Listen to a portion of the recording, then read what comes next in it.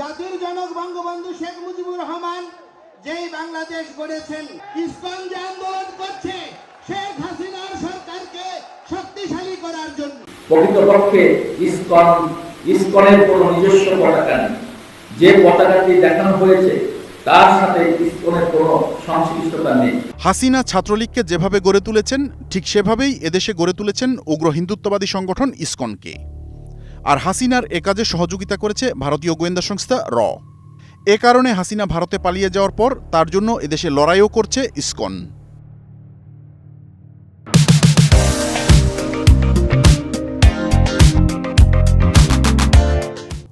বাংলাদেশ হিন্দু মহাজোটের মহাসচিব গোবিন্দচন্দ্র প্রামাণিকের দাবি, ইসকন শেখ হাসিনার তৈরি করা একটি দল।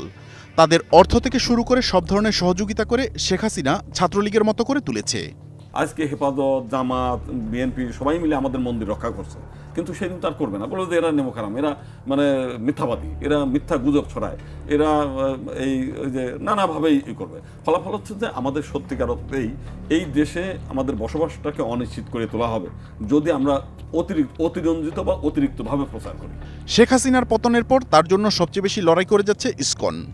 সংশ্লিষ্টরা বলছেন, হিন্দুরা যদি মনে করেন ইসকন তাদের জন্য লড়াই করছে তবে তারা ভুলের মধ্যে আছেন। ইসকনের মূল এজেন্ডা কখনোই হিন্দু নয়, তাদের মূল এজেন্ডা ভারত। বাংলাদেশে হিন্দু ধর্ম রক্ষা করা নয়, তাদের মূল লক্ষ্য শেখ হাসিনাকে ক্ষমতায় ধরে রাখা।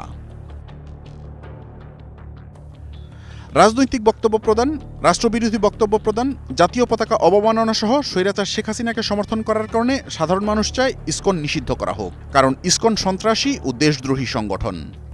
ইসকনের সাধারণ সম্পাদক চিন্ময় কৃষ্ণ সাধারণ মানুষকে বাংলাদেশ বিদ্বেষী আর ভারতপ্রেমী করতে চায়।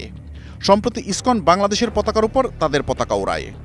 এ নিয়ে আমার দেশ সম্পাদক মাহমুদুর রহমান কথা বললে ইসকন নেতারা তাকে ক্ষমা চাওয়ার জন্য 7 দিনের সময় বেঁধে দেওয়ার মতো ধৃষ্টতা দেখায়। মাধ্যমে জনাব মাহমুদুর রহমানকে অবহিত করতে চাই, তিনি যদি তার বক্তব্য পরিহার করে দুঃখ প্রকাশ করে জাতির কাছে ক্ষমা চায়, তাহলে আমরা তাকে সাধুবাদ জানাবো। অন্যথায় তার বিরুদ্ধে কঠোর কর্মসূচি ঘোষণা এবং আইনি পদক্ষেপ গ্রহণ করা হবে। মেহেদী হাসান, 21 টেলিভিশন, ঢাকা।